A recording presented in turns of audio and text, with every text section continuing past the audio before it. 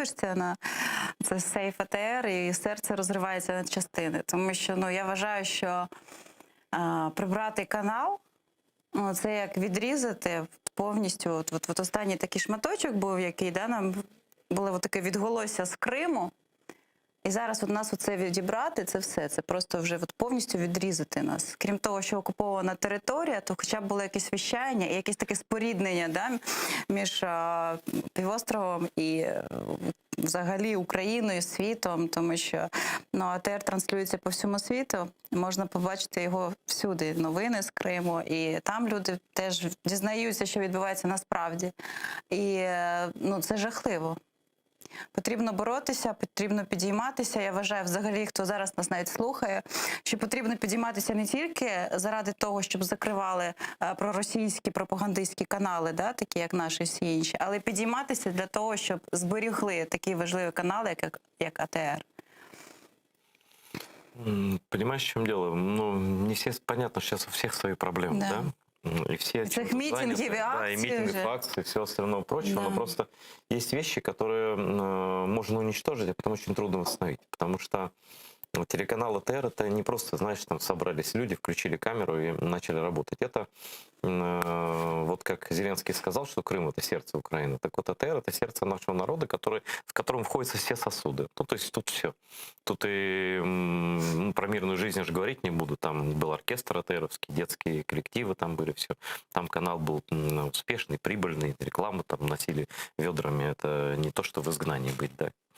Вот. Здесь мы совершенно стали другими, мы отменили все развлекательное вещание и говорим только про репрессии. Я просто не вижу нигде, а где это будут показывать, если не мы. Кто это вообще увидит, эти аресты, обыски? Кому и как эти люди там останутся? Они что будут думать? Все, алло, алло, там у нас тут беда, а на том конце провода гудки, и все. И люди просто не понимают. Они так, знаете, как это такое возможно? А вот как возможно? Вот понедельник отключили радио Майдан. Это радио, вот как слово Майдан, радио Майдан, оно только раньше чуть-чуть слово Майдан стало знаменитым на весь мир, да, 16 лет назад было создано, потому что это наше слово общее, да. И это радио Майдан вещало 16 лет беспрерывно. Было гордостью крымских татар в каждом приемнике, везде. Да, скільки журналістів, скільки ведучих, скільки новості, редакторів пісні, вклало туди свою душу. І це жесть, тому що вот, и сейчас понедельник, у нас не осталось денег оплачивать услуги просто с вышки, чтобы вещать на Крым. В Крыму сигнал пропал. Следующий на очереди, там долги огромные, спутниковое вещание, опять это детский канал Ляле. О нем тоже мало кто говорит, но на секундочку, это единственный канал вообще в мире, который вещает на крымско-татарском языке для детей. Ляле — это тюльпанчик, такая эмблема красивая. Он вещает для детей только на родном языке, благодаря чему, вот мы перед эфиром говорили, почему ты не говоришь по-крымско-татарски, потому что вот так.